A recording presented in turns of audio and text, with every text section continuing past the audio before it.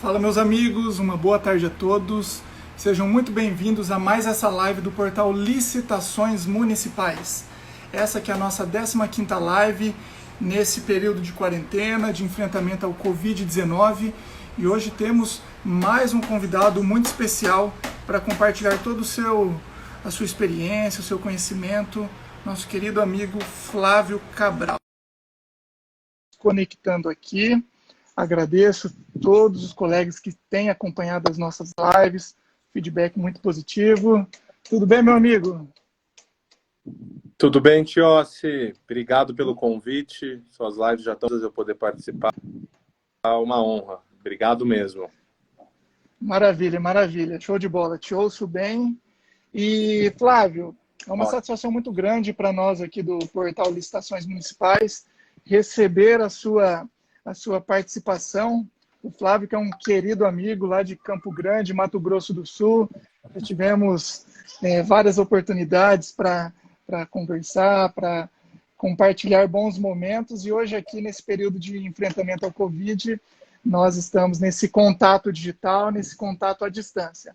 O Flávio, que é procurador da Fazenda Nacional, ele é pós-doutor em Direito, também coordenador do curso de Direito Público, da pós-graduação da EDAMP, que é a Escola de Direito do Ministério Público lá no Mato Grosso do Sul. Então, um convidado muito ilustre aqui. E hoje uma temática um pouquinho diferente do que a gente vem tratando nessas 2 semanas de quarentena. Nós falaremos sobre o ativismo de contas externo. Isso que, inclusive, fez parte da tese do nosso colega no pós-doutorado em Direito. Ele vai nos brindar com todo o seu conhecimento, trazendo reflexões sobre essa temática. Flávio, a palavra é toda sua. Fique bem à vontade. Obrigado, Tiossi. Como o Tiossi já adiantou, na verdade é um grande parceiro nosso. Essa pós-graduação eu coordeno aqui em Direito Público da EDAMP. O Tiossi já é figurinha carimbada, está na nossa equipe desde o início. Eu tiro ele lá de Maringá e trago para cá. E os alunos não querem deixar ele voltar para Maringá de novo. É difícil, mas é um parceiro nosso, então fiquei muito satisfeito pelo convite. E a ideia é falar justamente essas lives que o Tiossi tem feito pelo portal Licitações Municipais. Tem tido uma repercussão muito boa, porque é o momento que a gente tem de estar confinado e a gente discutir temas envolvendo licitações, contratações públicas, muito o novo direito administrativo no Covid, como vai ser, tentar até fazer alguma consideração em algum momento. E eu me propus a conversar um pouco com vocês, ouvir vocês também se tiver algum questionamento, Tiossi, sobre essa ideia de controle externo, essa ideia de que eu chamo de ativismo de contas. Na verdade, a nomenclatura não é minha, mas eu dou um conceito diferente do que quem criou a nomenclatura. Bom, para a gente começar aqui, primeiro eu preciso ressaltar que eu sou um fã quase que incondicional da figura dos tribunais de contas. Eu estudo tribunais de contas há pelo menos 10 anos que eu estudo tribunais de contas, das mais diversas hipóteses, mais diversos focos. E o Tribunal de Contas, que, enfim, eu acho que parte de vocês conhece, é uma instituição centenária, tem como grande pai, para assim dizer, Rui Barbosa, surge até anterior à Constituição, a nossa primeira Constituição Republicana de 1891, surge em 1890 e torna-se constitucionalizado em 1891, e desde então todas as constituições se produzem. E é uma instituição responsável por, eu brinco e ao mesmo tempo eu insisto, por concretizar a República. Eu acho difícil falar numa república sem ter controle. É fundamento da república a prestação de contas. É aquela ideia de que o público ele não está lá falando em nome próprio, ele está falando em nome do juiz, o procurador, qualquer agente público, lá falando não em nome próprio da sociedade. E ele precisa prestar contas. Tem várias prestações de contas. Tem a prestação de contas eleitoral, por meio das eleições, a ideia de accountability. E uma instituição muito relevante, talvez uma das mais relevantes que temos, é justamente a figura do controle dos tribunais de contas que auxiliam o Congresso Nacional, né, no controle externo. Então é uma figura que eu sou fã. Eu acho que, vez ou outra, eu ouço propostas de vamos extinguir o Tribunal de Contas, PEC para acabar com o Tribunal de Contas, ademais de inconstitucional, não vou nem entrar nessa, eu acho um absurdo sem tamanho. Claro, tem falhas, tem, a gente pode melhorar, pode, mas é uma figura que, para a gente concretizar uma república de contas, para a gente falar no Estado Democrático de Direito como um todo, eu preciso dessa figura. Ok, esse é um primeiro ponto que a gente precisa marcar e ressaltar. Um segundo ponto que eu acho importante a gente ressaltar, Tiócio, é que, volto a falar, eu tenho o Tribunal de Contas desde 1890. Cada Constituição eu fui moldando, eu fui alinhando, eu fui adaptando, às vezes com menos atribuições, menos competências, às vezes com mais, até a gente culminar na Constituição de 88, que a gente tem talvez um modelo de maior competências, que destaca maior relevância ao Tribunal de Contas constitucional brasileiro. Eu tenho lá no artigo 71 um rol amplíssimo de atribuições do Tribunal de Contas. Eu tenho um Tribunal de Contas que olha de legalidade. Ele analisa critérios como economicidade, eficiência. E veja, o 88, num primeiro momento, e Tribunal de Contas aqui eu falo tanto da União quanto dos estados. Embora meu foco seja mais o TCU, a logística funciona para todos. A Constituição de 88, nesse plano normativo, ampliou sobremaneira as atribuições. Quando eu dou aula na graduação, pós-graduação, quer que seja, a lógica é, você mexeu em dinheiro, com o dedo em dinheiro público, pronto. O Tribunal de Contas tem aptidão para te fiscalizar, se for o caso, para te sancionar. Então, se você é uma ONG que recebeu subvenção do Estado, o Tribunal de Contas pode fiscalizar. Se você é agente público, se você é gestor, mexeu em dinheiro público no sentido amplo, bens públicos, dinheiro, patrimônio, o Tribunal de Contas tem aptidão para te fiscalizar. Ou seja, um rol amplíssimo, sem sombra de dúvidas. Só que no primeiro momento da Constituição de 88, isso era só no plano normativo. Ou seja, ainda era um... Peraí, será que a gente pode, os próprios membros do Tribunal de Contas, editores, também o corpo técnico, será que a gente pode tudo isso mesmo? Então, no primeiro momento, o Tribunal de Contas foi muito tímido. Ele começa a evoluir cada vez mais até chegar ao panorama. Hoje em dia nós temos o Tribunal de Contas da União que usa robôs para atuar na sua fiscalização. Temos a figura da inteligência artificial auxiliando a fiscalização. Temos não mais aquela mera auditoria de conformidade, ou seja, o sujeito manda o documento, está no papel que pagou, ok, resolveu. Claro, ainda alguns casos tem, mas hoje em dia o foco do Tribunal de Contas é a auditoria de resultado. Ou seja, o gestor público fez uma política pública, ele se comprometeu a alcançar tais metas. Vamos ver, essas metas foram alcançadas? Não adianta a gente chegar e falar, não, eu fiz aqui cumprir o que está no papel. Hoje em dia, a figura dos tribunais de contas tem tido um destaque sobremaneira. O Tribunal de Contas tem atuado em áreas muito sensíveis à efetivação de direitos fundamentais, Jossi. A atuação de TCU e TCEs na área de saúde, na área de educação, na área de previdência, na área de assistência social, tem sido um baita de um destaque. Só para mencionar a saúde, que eu tenho contato, auditorias na área de saúde têm verificado, às vezes, inúmeros desvios, têm verificado em hospitais públicos, em contratações de médicos, em compra e fornecimento de medicamentos, e, ao mesmo tempo, tem verificado irregularidades, fazendo uma auditoria num hospital, verificou um sujeito, hospital público, um sujeito tomando banho no corredor, ao lado de um sujeito na cama que ia passar por uma cirurgia que estava esperando 2 dias. Ou seja, aquelas situações das mais bizarras e Tribunal de Contas em cima, fiscalizando, controlando. E, ao mesmo tempo, verificando também bons exemplos, bons gestores, que com pouco, mas com ideias inteligentes, conseguem fazer modelos excepcionais de hospitais. Não é aquela ideia também de Tribunal de Contas que só multa, que só pune. Ou seja, a síntese disso tudo, plano normativo, plano prático, é Tribunal de Mental para concretizar a Constituição de 88. Isso é incontestável, eu debato até o fim. Ok. Esse ponto a gente coloca bem, Tiócio. Só que, a partir do momento em que se tem muitos poderes, muitas atribuições, e começou a se verificar que era possível exercê-las, como eu mencionei, a gente começa a notar que Tribunal de Contas, em alguns casos, começa a se exceder.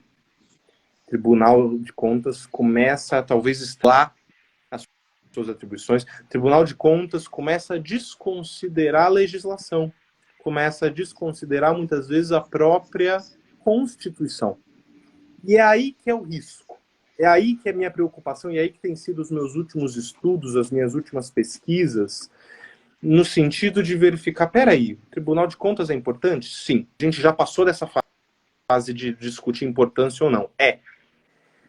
Tem feito muita coisa? Tem. Também esse é um outro momento, talvez um pouco ultrapassado. O que eu tenho que analisar agora, e a gente como sociedade tem que analisar, é: será que o Tribunal de Contas, para fazer tudo isso que ele tem feito, para cumprir o que está na Constituição, para ser, será que ele não está, em alguns aspectos, se excedendo? Será que em alguns aspectos ele não está indo além? Ele não está extrapolando de competências, ele não está decidindo além do que a Constituição permitia, ele não está fazendo interpretações que não trão razoabilidade em certos pontos. É aí que a gente começa a ter uma visão talvez um pouco mais crítica, Tiossi. Um primeiro ponto que a gente tem visto, quem pesquisa, quem atua até, e aqui eu vou falar, reitero, mais do TCU, mas a gente pode extrapolar os tribunais de contas dos municípios, onde houver, Tribunal de Contas ele tem se auto-atribuído uma competência amplíssima, que, volto a falar, a Constituição dá, mas ele tem se auto-atribuído uma competência que extrapola a Constituição. Membros de tribunais de contas e auditores e tudo mais têm feito um entendimento de que, é exercício da função administrativa, eu posso ir lá fiscalizar, dizer o que pode e o que não pode ser feito. O que muitas vezes o tribunal, quem tem feito uma crítica forte a isso, o professor André Rosílio, o professor Carlos Ari Sundfeld, é a ideia de que o Tribunal de Contas, por vezes, tem se mostrado, tendo uma figura de uma instituição de revisão, super instituição revisora, ou seja, a administração faz o dela, mas espera aí, precisa do meu carimbo, eu posso rever tudo que a administração faz. Isso está errado. Apesar de ter uma competência ampla, o Tribunal de Contas não pode servir como uma instância revisora de tudo que a administração faz. Ou seja, não é papel do Tribunal de Contas chegar a cada vírgula que o gestor faz, chegar e falar, você não deveria fazer isso, não faz assim, não achei que foi bom isso que você fez. Rever. Calma lá. Um ponto fundamental da atribuição de Tribunal de Contas é amplo? Mas um ponto-chave é o que atrai a competência do Tribunal de Contas, isso você verifica quando você faz uma análise conjunta de todo o texto constitucional e a legislação também infraconstitucional, o que atrai o Tribunal de Contas é quando eu tenho gastos diretos e imediatos. O Tribunal de Contas é uma figura que está estritamente ligada com gastos. Ou seja, certas políticas públicas, certas decisões do gestor que não tem um gasto direto e imediato, o Tribunal de Contas não tem que ter atribuição para interferir nisso. Existem outros órgãos que vai poder atuar, eventualmente controle interno, ok. Tudo que pode atrair a atribuição dos Tribunais de Contas. Esse é um ponto interessante, porque se você permite que isso só porque foi feito pela administração pública, pode analisar, e o Tribunal de Contas tem feito, alguns ministros têm feito uma seguinte interpretação: isso gera gasto público. Claro, indiretamente, tudo gera gasto público. Só para mencionar um exemplo, que eu não quero entrar no mérito da questão. A questão do caso polêmico do ano passado, do jornalista lá da Intercept, o Glenn, que o Tribunal de Contas deu um despacho dos seus ministros para que COAF prestasse esclarecimentos, porque tinha tido uma denúncia de que o COAF estaria investigando o Glenn e, a princípio, seria uma espécie de perseguição política, algo do gênero. Eu reitero, não quero entrar nesse mérito. E o Tribunal de Contas dá um despacho, não é um acórdão, foi uma decisão de pedido de informações, ok? Mas para o COAF prestar informações. Independente do mérito, e no despacho fica claro que um órgão como o COAF não pode abusar ele não pode servir de perseguição, perfeito, concordo em gênero, número e grau, nenhuma instituição política pode perseguir. Mas o ponto é, qual a atribuição do Tribunal de Contas nesse caso? Se o COAF estava fazendo com abuso de direito ou não. Qual que é o argumento do ministro que deu despacho? Chegava e falava, opa, se estiver fazendo errado, o dinheiro público está sendo mal gasto. Se eu pego esse argumento de que se estiver fazendo errado, o dinheiro público está sendo mal gasto, pronto, o Tribunal de Contas controla cada vírgula, controla a decisão de juiz. Só para dar um exemplo, se o juiz decide errado é porque ele é pago com dinheiro público, está sendo gasto, o Tribunal de Contas poderia controlar. Veja que chega a ser um absurdo de que, porque o órgão está fazendo errado, e não estou dizendo que o COAF não já tinha, mas eu tenho outras instituições na República, o Tribunal de Contas não é a única. Deixa eu ver a pergunta do colega, acho que posso mencionar, mas não foi o senhor mesmo que falou que a visão do CCS está sendo formulada com as auditorias de resultado e não simplesmente de conformidade? O colega Fernando, alguma coisa, perfeito. Mas vamos lá. Reformular, Fernando, na minha visão, reformular, fazer auditorias de resultado e tudo mais, significa dar um cheque em branco, falando Tribunal de Contas, fiscalize. O Tribunal de Contas, se é administração pública, você vai. São coisas diferentes. E é essa linha tênue que tem sido o problema, pelo que eu tenho na minha longa pesquisa, é que Tribunal de Contas, a pretexto de fazer essas auditorias de resultado, ou de ser motivo e tudo mais, acaba extrapolando, acaba entrando em searas que não são dele. Reitero, vários órgãos públicos têm que notar que eles não têm que fazer tudo o tempo todo. Existem competências, existe um rol no qual, um nicho no qual você pode atuar ou não. Dentro desse cenário, Tiossi, é que eu enxergo que a conduta dos tribunais de contas, e aqui eu vou focar no TCU, tem sido ativista, e aí eu uso a nomenclatura de ativismo de contas. Primeiro, deixa claro que essa nomenclatura não é minha. Só um adendo em relação a essa parte inicial, que realmente faz todo sentido nós, num Estado democrático de direito, uma república, atuação do Tribunal de Contas. E a gente tem percebido a importância, tem percebido de forma gradual a mudança de postura por parte do controle externo, mas em determinadas situações ainda acontecem excessos, como você bem mencionou, esse superpoder.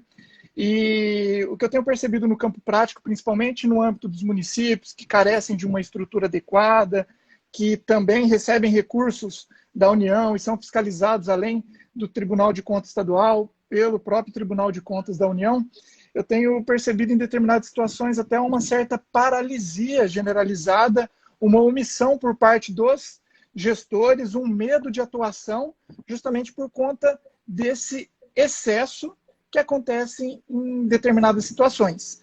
E daí a minha pergunta para você é se existe limite para essa atuação do Tribunal de Contas que vem ao encontro dessa temática que você estava abordando referente ao ativismo. Existem limites ou, de fato, o que vem acontecendo é um ativismo? Como que você enxerga toda essa situação? Perfeito, Tio.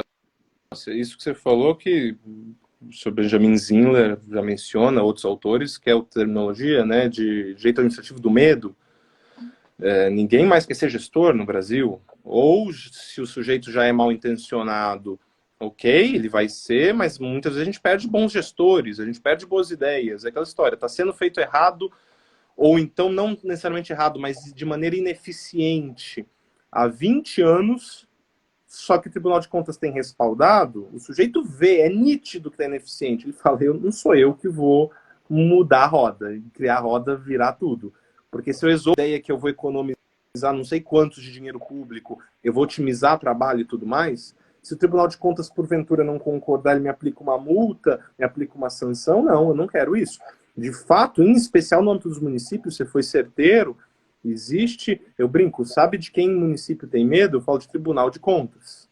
De Tribunal de Contas, porque é Tribunal de Contas que pode inviabilizar a vida de um município, que pode inviabilizar a vida do gestor. Principalmente agora que tem, volta a falar, são vias de duas mãos. Ao mesmo tempo que o Tribunal de Contas tem um poder cautelar que é importantíssimo, se não é usado corretamente, se torna um instrumento de paralisação. Obras públicas paralisadas e por aí vai. Reitero, é um poder importante para ele ter. Você perguntou, tem limite? A resposta é, claro, deveria ter.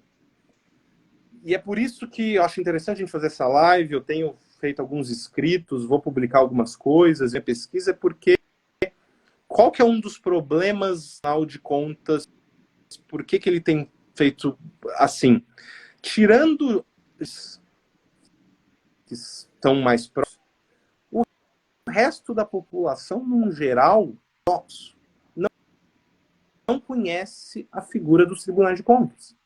Eu sempre pergunto em sala de aula, em palestra, para sujeito que nem é formado em direito, você sabe quem são os ministros do STF? O sujeito sabe o nome dos 11, a formação, a cidade, o que gosta, o que votou, tudo. Se eu pergunto, eu quero o primeiro nome de um ministro do TCU, um olha para o lado, olha para o outro, ninguém sabe. Então é um órgão que, o que acontece? Por ele ser desconhecido, ele não sofre um filtro crítico nem da doutrina, nem da sociedade. Porque o STF, por bem ou por mal, ainda que ele decida e desconsidere, constantemente existe uma fortíssima pressão de controle social na cabeça dele. Quando eu falo de Tribunal de Contas, não.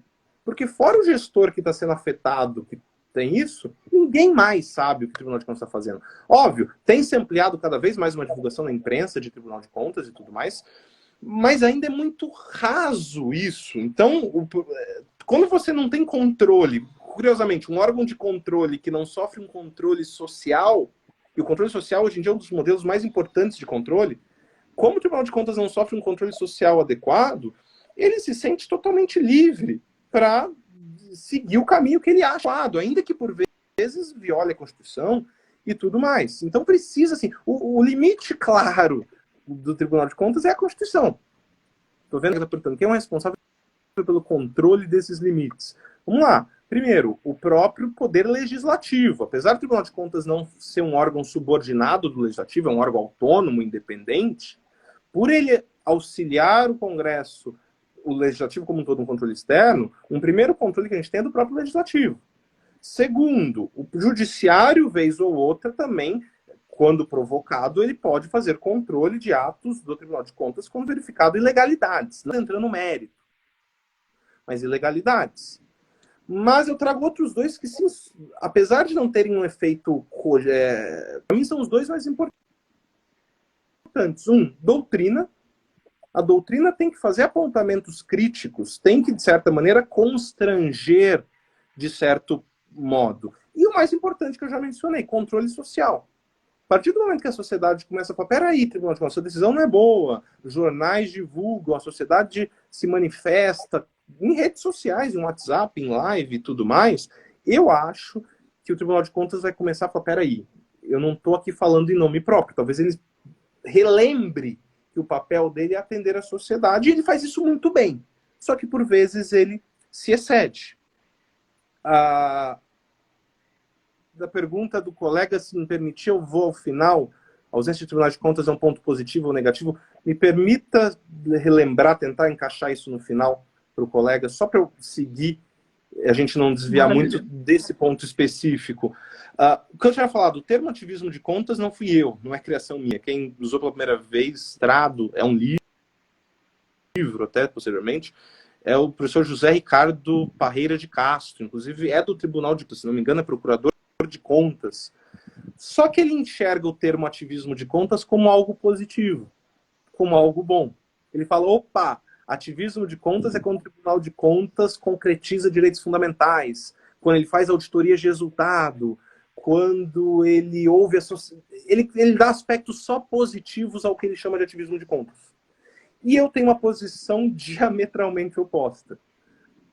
Ativismo de contas, para mim, num resumo aqui bem geral, toda vez que o Tribunal de Contas, a pretexto de se mostrar proativo, a pretexto de concretizar políticas públicas, de fazer auditoria de resultado, tudo isso, a pretexto de fazer essas coisas, ele acaba decidindo extrapolando os limites da legislação, em especial da Constituição. Sempre que o Tribunal de Contas, de maneira intencional, a pretexto de cumprir outras metas, ele extrapola os limites constitucionais e legais, ele, para mim, está agindo num ativismo de contas. O termo, claro, ativismo de contas, é fazendo um paralelo com o ativismo judicial. E o ativismo judicial tem o mesmo problema. Tem autores, igual o ministro Luiz Roberto Barroso, que entende o ativismo judicial como se... Já quando você pega outros autores, menciono o professor Lênio Streck, ativismo de contas é algo negativo. Eu sigo essa vertente negativa. Porque, para mim, quando o Tribunal de Contas exerce auditoria de resultado, controla políticas públicas, concretiza direitos e tudo mais, sendo nada mais, nada menos do que a Constituição lhe permitiu. Então, não tem por que criar um nome a mais para isso. Para mim, ele está fazendo o que a Constituição atribuiu. Eu vou criar um nome diferente quando ele faz algo que, pera, isso não tinha antes. Por isso que eu dou o nome de ativismo de contas quando ele extrapola. Essa que é a questão.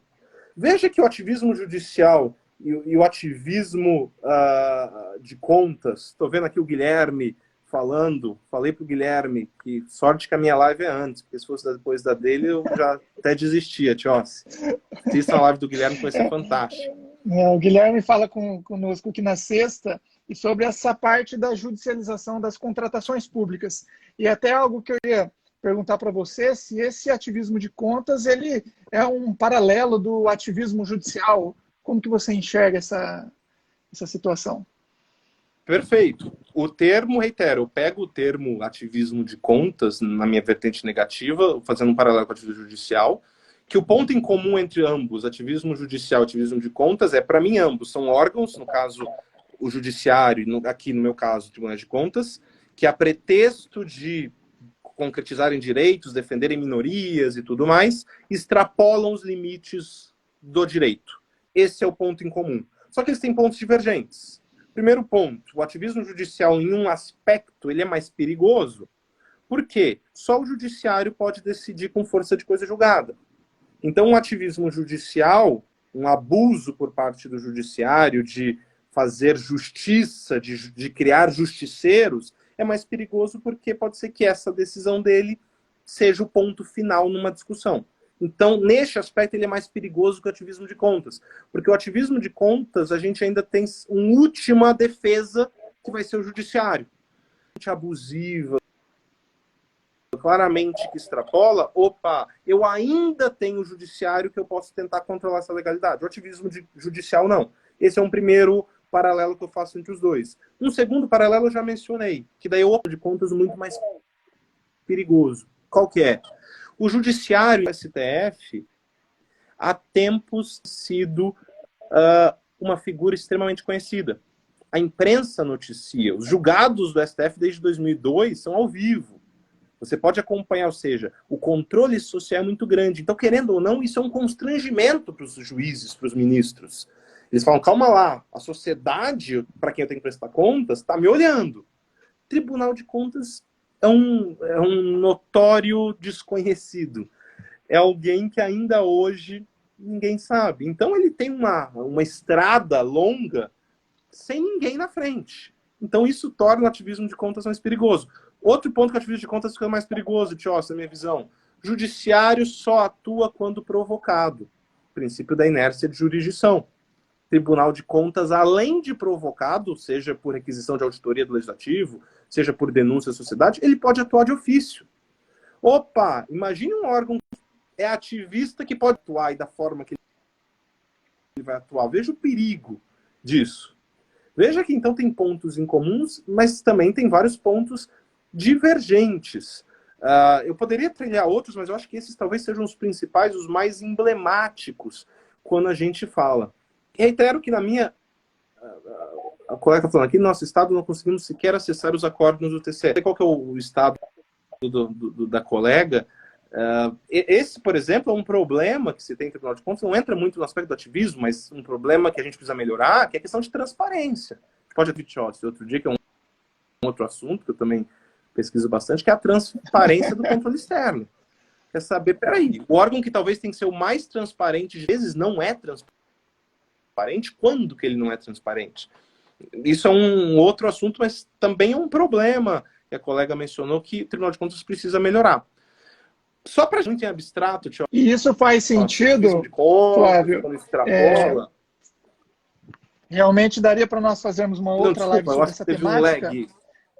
porque eu concordo com o que a colega comentou aqui, na dificuldade de encontrar os acórdãos. Isso seria inerente à transparência do próprio controle externo, porque o nosso portal Licitações Municipais aqui, ele tem recebido um feedback bem positivo de colegas de todo o Brasil, justamente pela divulgação de acórdãos em tempo real, que de alguma forma acaba agregando segurança jurídica na tomada de decisão por parte dos gestores públicos.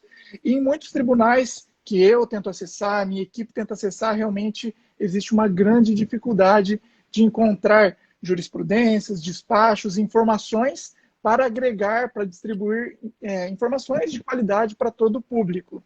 Então, realmente é um ponto sensível que merece atenção.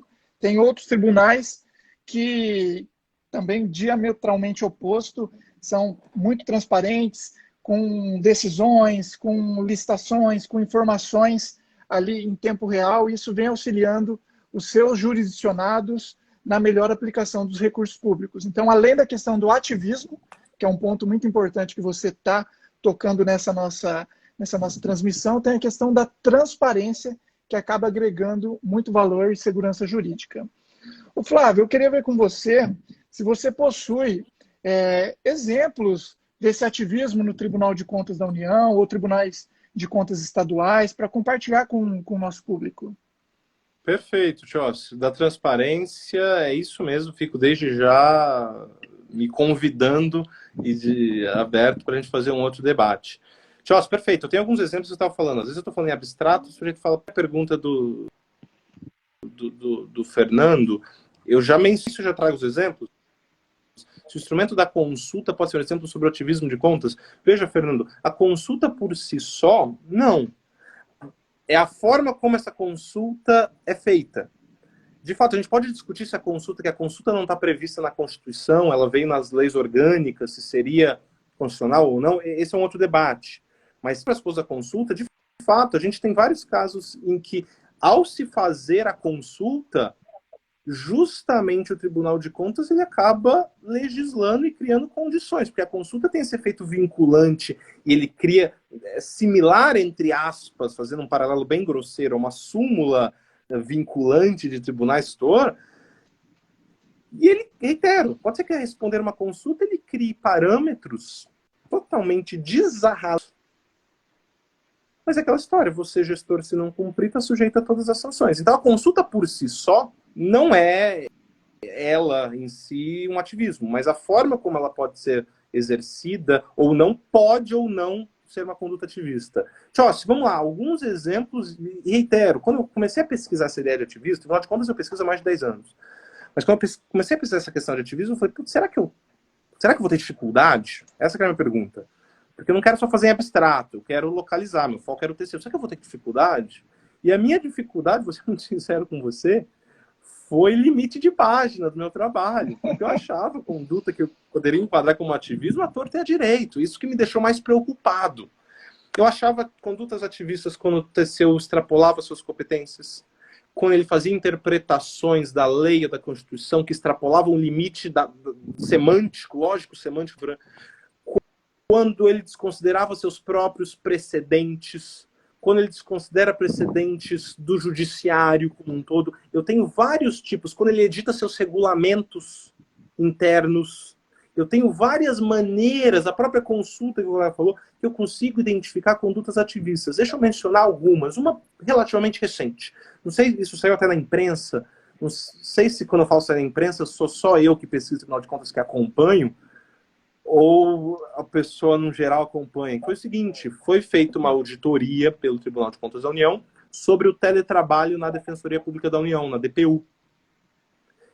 E, ao final dessa auditoria, o órgão técnico do TCU, ou seja, os auditores, fizeram um parecer, o relatório, na verdade, né, da sua auditoria foi que, ó, o teletrabalho na DPU tá é menos de, se não me engano, 3% dos defensores que usam, está sendo bem feita, quem está em teletrabalho não presencial, mas isso é dividido, tem uma repartição. Ou seja, foi um relatório no sentido positivo. Quando chega para os seus ministros, o ministro relator, ele discorda do parecer do relatório técnico dos auditores e ele chega à conclusão que não poderia haver o teletrabalho. Até aí, ok, não precisa concordar com a questão, são os fundamentos.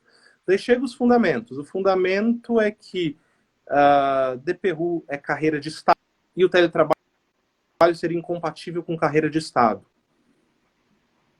A primeira pergunta que eu me faço foi nesse ponto, eu falo, por quê? Da onde se tirou não pode ter teletrabalho? Dele elenca na lei orgânica da Defensoria todas as atribuições que é gigantesca. Dentre elas, algumas está lá, atendimento do acionado, do hipossuficiente. E ele fala que o sujeito em teletrabalho não conseguiria atender. Claro que não conseguiria atender, porque nenhum servidor público exerce simultaneamente todas as atribuições constantes das suas leis orgânicas. É para isso que existe a melhor administração de repartição de atribuições, de núcleos especializados. Então, ou seja, o que eu verifico dessa decisão é que é um total subjetivismo, não tem um argumento jurídico válido. Ou seja, diz qual que é o argumento? Que não consegue fazer atendimento, e essa é uma das atribuições do defensor, parte do pressuposto que o defensor tem que fazer absolutamente tudo, o tempo todo. Segundo, parte do pressuposto que carreira de Estado não pode ter teletrabalho, e fala que como é regido por lei orgânica, que é carreira de Estado, que não pode... Faz uma vinculação entre carreira de Estado e lei orgânica, como se fosse também um pressuposto ter lei orgânica para ser carreira de Estado.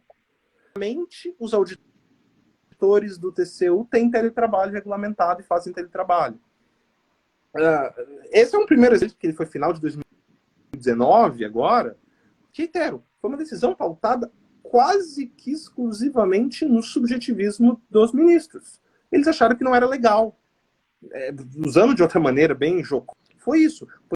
Porque a argumentação jurídica não há. Para depois... E qual que é daí a conclusão? Deixa eu ver, eu tenho aqui.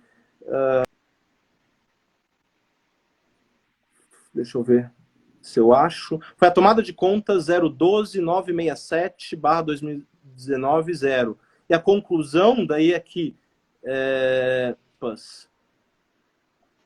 determina a Defensoria Pública da União que, abre aspas, adote as providências necessárias ao desfazimento da resolução número tal que regulamenta o teletrabalho no nome da instituição.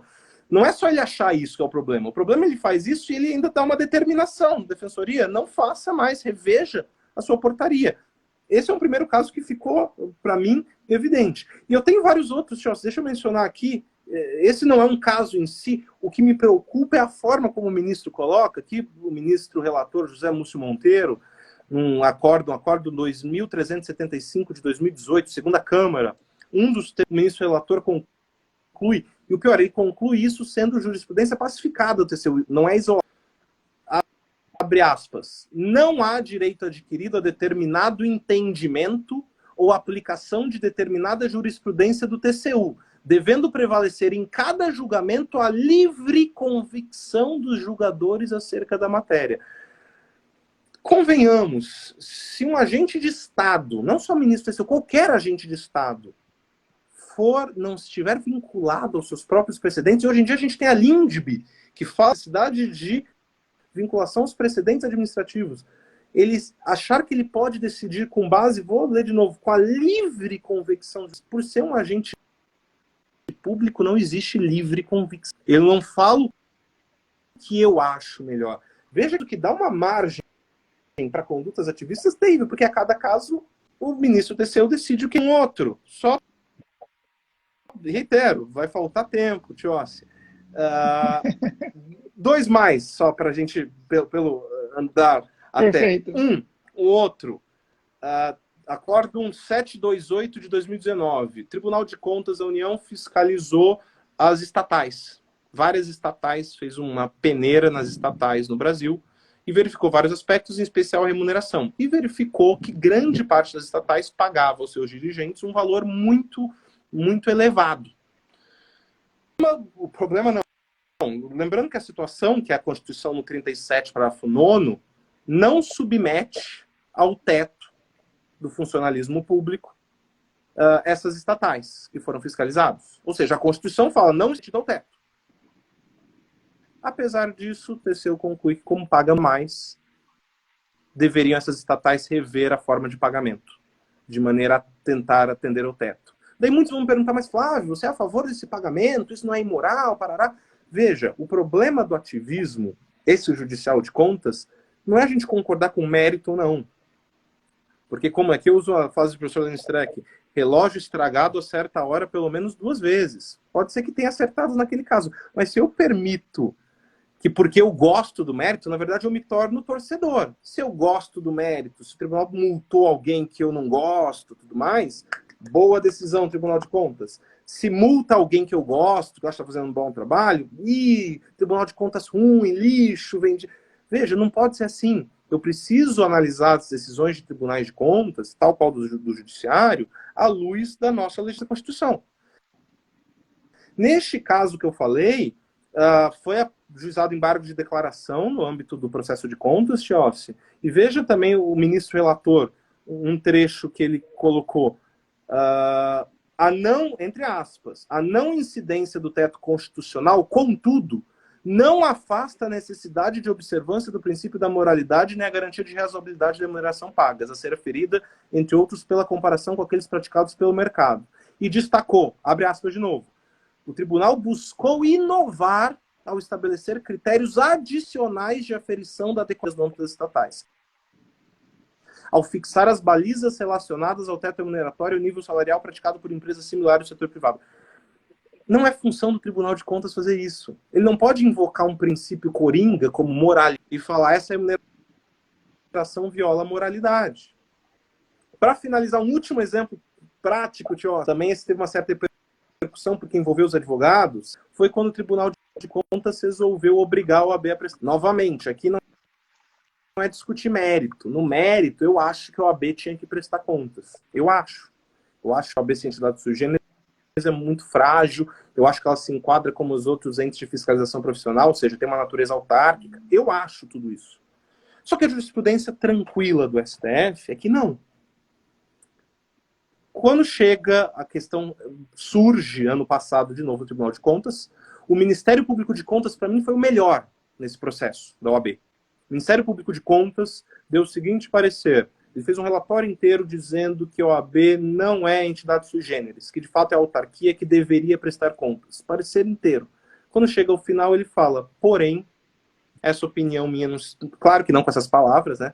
Mas essa opinião minha não significa nada, porque porque o STF não acorda um tal, fixou essa tese e a gente é vinculado a essa decisão do STF, que é quem dá a última palavra.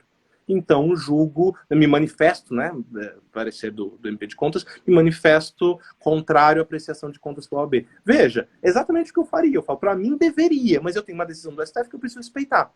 Os seus ministros, de maneira contrariando o parecer do Ministério Público de Contas, falou, OAB tem sim que prestar contas. E o STF, não, o STF é outra história, não, o STF não vincula, não era um precedente pra gente, não era vinculativo, tará. Veja, não é conceder mérito, mas quando tem um órgão de controle que descumpre decisões da Suprema Corte, da Corte Constitucional do país, isso claramente é um ativismo de contas. E a pergunta da colega, quem controla isso? Neste caso, foi ajuizado o mandado de segurança, o Supremo suspendeu essa decisão, está suspenso, continua não tendo que prestar contas. Reitero, Tio, se a gente podia fazer uma live só para eu falar desses casos. Diversos casos, Flávio, porque para minha surpresa não foi isolado. Não, legal, e é isso que enriquece o debate, além de toda a parte teórica, essa parte da literatura, a questão da legislação que você muito bem apresentou, o que acaba agregando muito valor nessas nossas lives é a questão dos casos reais, dos casos concretos, porque daí os jurisdicionados eles acabam se identificando com esse ativismo, porque ainda realmente é uma palavra nova para aqueles que, mesmo aqueles que atuam na administração pública, de fato, os tribunais de contas, eles são desconhecidos por parte da maior parte da sociedade e, com toda certeza, nós faremos outras lives. Eu queria registrar aqui a presença do nosso querido presidente Edgar Guimarães, doutor Edgar, que foi consultor jurídico do Tribunal de Contas do Estado do Paraná por muitos anos, tem ampla experiência, já nos brindou aqui falando sobre licitações nesse período de Covid. Inclusive, o Instituto Paranaense de Direito Administrativo é um dos apoiadores aqui dessa nossa série de lives, junto com a Comissão de Gestão Pública e Controle da OAB Paraná. Assim como querido Edgar, temos vários colegas professores de todo o Brasil participando, tem servidores, um público que está sempre aqui nos acompanhando nas redes sociais. Então, registro desde já os meus sinceros agradecimentos. Puxar o gancho, o Edgar me deu aqui o parabéns, obrigado, Edgar. E o Edgar tem um papel decisivo na minha pesquisa.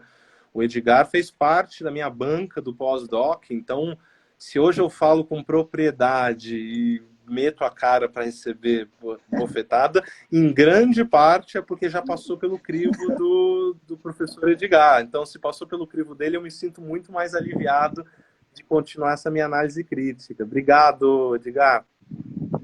Show de bola, show de bola.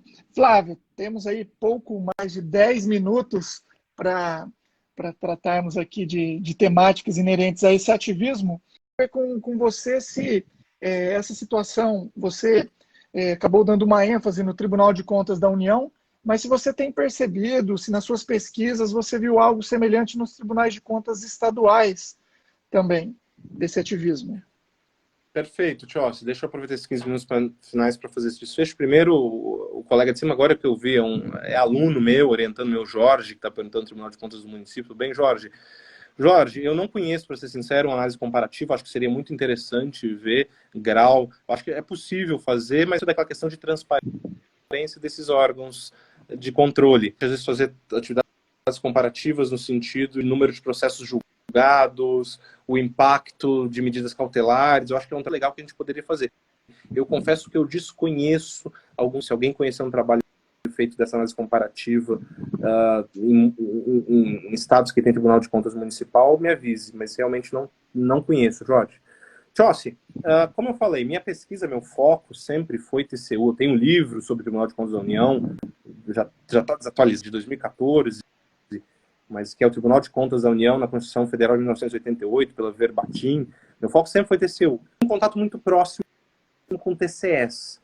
Então, o que eu verifico é toda essa realidade que eu tenho de TCU, ela, na verdade, ela se agrava em âmbito estadual, porque TCU ainda, reitera, a ideia de controle social, TCU ainda tem um certo espaço na imprensa, um certo espaço na mídia. TCE, não. Esse é um primeiro ponto. Segundo ponto, vários tribunais de contas ainda estão se estruturando. O TCU, reitera, ele já existe desde 1890, ele já encontra-se num outro patamar de fiscalização.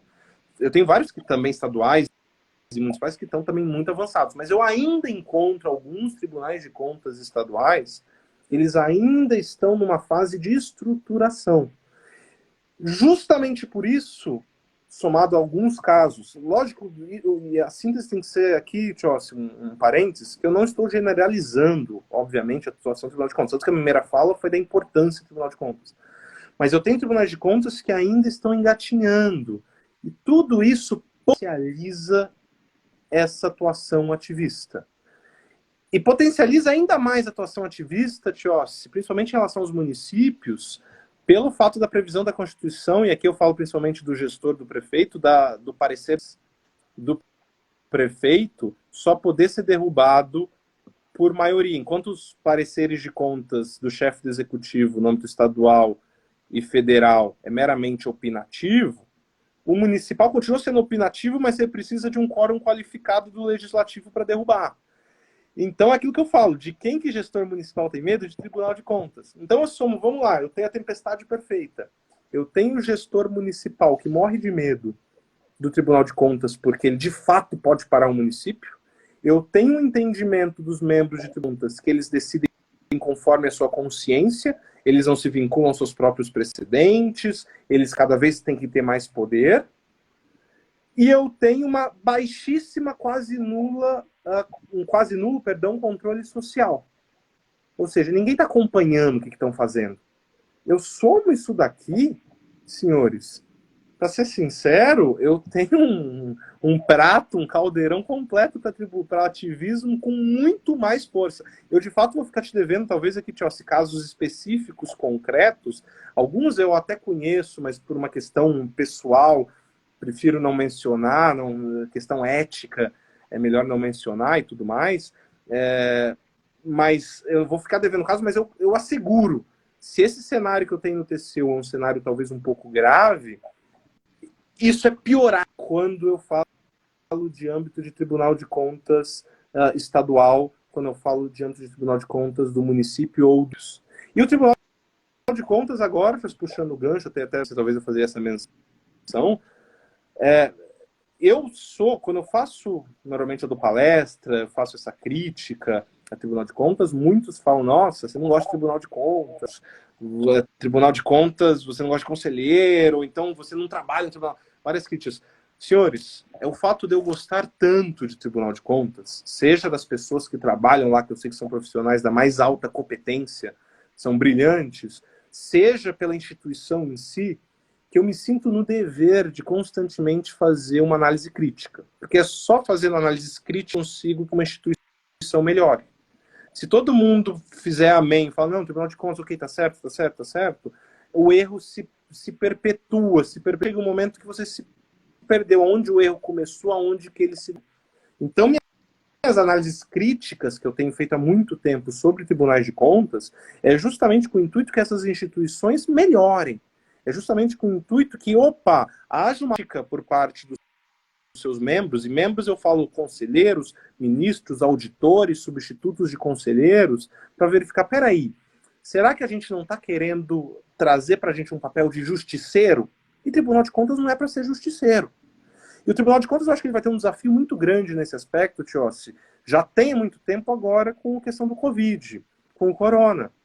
Porque ele vai ter um papel fundamental, principalmente as auditorias na área de saúde. Vai ter um papel fundamental de analisar, porque o direito como um todo, o direito administrativo, não vai ser mais o mesmo. E a gente vai ter que ver até que ponto o Tribunal de Contas vai conseguir conter os seus anseios de querer ser um órgão totalizante, e ele vai conseguir verificar, peraí, teve uma irregularidade, mas qual que... eu acho que o corona vai ser um ponto decisivo dos tribunais de contas começarem, de fato, a incorporar as alterações da LINDB. De analisar a situação real, os obstáculos do gestor, tudo aquilo que está na LINDB, de fazer tags de termos de ajustamento de gestão. Eu acho que esse é o momento. E esse é um momento decisivo e me preocupa, porque pode ser que o Tribunal de Contas siga o caminho que fala, agora eu vou ser ativista de vez, eu vou decidir isentar a responsabilidade, seja responsabilizar todo mundo, ou não, eu de fato vou analisar qual que é o meu papel e me limitar a isso. Porque eu tenho um ponto interessante, assim, um dos julgados, agora vai fugir o número, posso até depois passar, um dos ministros chega e faz uma frase, não é exatamente essas palavras, mas no sentido de que controle em excesso não faria mal. Ou seja, mais controle seria algo que, é algo desejado pela sociedade. E eu concluo até num artigo que eu publiquei, inclusive no portal de direito administrativo do IDAERJ, que eu chego e falo, não. Eu acho que essa visão está totalmente distorcida. Controle em excesso faz sim e muito mal. Faz mal ao gestor, faz mal aos municípios, aos estados, faz mal à sociedade. O que eu quero, que nós, sociedade queremos, é um controle constitucionalmente adequado. É um controle que, por vezes, eu posso discordar do mérito da decisão, mas esses são os ônus de se viver numa república. Controle em excesso é óbvio que faz mal, sempre. Eu quero um controle que seja constitucionalmente adequado. Então, no meu conceito de ativismo de contas, como sendo essa atuação do Tribunal de Contas, dos tribunais de contas, as atribuições constitucionais legais, o que eu espero, o que eu desejo é que os tribunais de contas, e esse Covid vai ser um divisor de águas, é que eles façam essa autocrítica e vejam, nós, tribunais de contas, somos importantíssimos. Somos insubstituíveis, eu diria. Porém, dentro das nossas competências, dentro dos limites que quem me deu foi a sociedade. A sociedade dá esses limites como? Pela Constituição. Eu acho que é essa, mais ou menos assim, uma mensagem final que eu poderia deixar aí para você, Tiossi, e para quem está acompanhando gentilmente a gente aqui. Legal, Flávio. Uma verdadeira aula aqui. Pena que essa 1 hora passou voando. E você tocou num ponto muito sensível, que é a questão do Covid, né, que de fato eu também acredito que será um divisor de águas em relação à figura do controle externo, a importância do controle externo, que a própria sociedade reconheça tudo isso e que os próprios servidores que compõem essa importante instituição consigam perceber toda a sensibilidade, utilizando a LINDB. Hoje se fala muito sobre o direito administrativo consensual. Então, acho que isso vai ganhar um corpo ainda maior. E já tem tribunais de contas utilizando a LINDB. O Tribunal de Contas aqui do Estado do Paraná é um exemplo disso. Tem o Acórdão 3272 de 2019 do Pleno, e ele diz o seguinte: os órgãos de controle devem analisar as circunstâncias de cada caso, avaliando em que cenários se deram, sob pena de ofensa aos ditames do artigo 22 da LINDB. Então, a gente já percebe uma sensibilidade por parte dos auditores, dos conselheiros, e isso quem ganha é toda a sociedade, com segurança jurídica, com boa aplicação de recursos. Então, show de bola, parabéns pela abordagem. Flávio, estamos nos aproximando agora realmente da parte final da nossa live. Eu novamente agradeço a sua participação, você que é um querido amigo, e fiquei muito feliz. O convite não foi apenas pela amizade, mas realmente porque eu sei e conheço bem toda essa sua experiência, e o nosso público precisava ouvir isso daí de alguém, ninguém melhor do que você, para fazer que todos refletissem sobre essa temática. Então, eu me despeço desde já, agradeço novamente, que Deus abençoe você, toda a sua família. Espero revê-lo em breve presencialmente. Se não for possível, nós fazemos outra live aqui, porque assunto não vai faltar. E a palavra é toda sua para essas reflexões finais.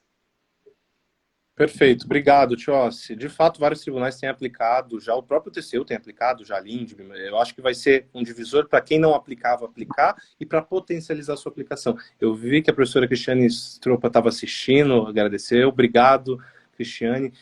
Também agradeço os parabéns, as palavras de vários dos colegas, dos que estão assistindo aqui. Eu agradeço a gentileza de vocês. Uma palavra final só, um ponto interessante que o colega mencionou, eu não tive tempo de abordar, apesar que a maioria dos pareceres dos tribunais sejam de auditores e técnicos dos tribunais de contas. Perfeito. Essa é uma outra característica muito marcante no ativismo de contas, porque o processo chega para os ministros, para os conselheiros, em regra, depois de ter passado por uma análise técnica. Isso pode ser bom, pode ser ruim. Isso pode ser bom se o trabalho técnico estiver bem feito. Eu conheço vários conselheiros que já me falaram, falam, sobre o assunto eu não entendo, então eu confio no parecer. Mas eu considero. E eu já vi, não vou mencionar nomes, ministro do TCU que comentou comigo, que falou uma vez para mim, assim, não que eu concorde, mas só para ver o que ele falou. Ele falou o seguinte: se tem o ativismo vem justamente dos auditores, porque eles vêm com parecer técnico, a maioria de nós acolhe.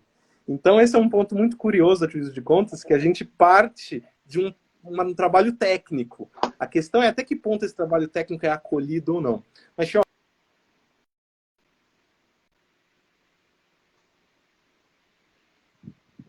oportunidade, pelo convite, eu estou sempre à disposição, nossa parceria aí permanece. Fico à disposição para falar de novo sobre isso, qualquer outro assunto que tiver dentro da minha alçada. Eu estou, quem sabe, esse aparência não saia aí, mas sucesso nas lives, estão sendo um sucesso. Eu tenho acompanhado na medida do possível pelo Instagram aqui da minha esposa, já vi que o resto dos professores da semana também vão ser excelentes. Você começou com o mais fraco, que sou eu, que é para balizar, mas agora, senhores, só vai melhorando até sexta-feira. Então, Tiossi, obrigado, sucesso, sucesso no canal, sucesso aí em Maringá. Espero que você volte para Campo Grande em breve para a nossa pós da EDAMP. E estou à disposição. Aos que participaram, assistiram, muito obrigado pelas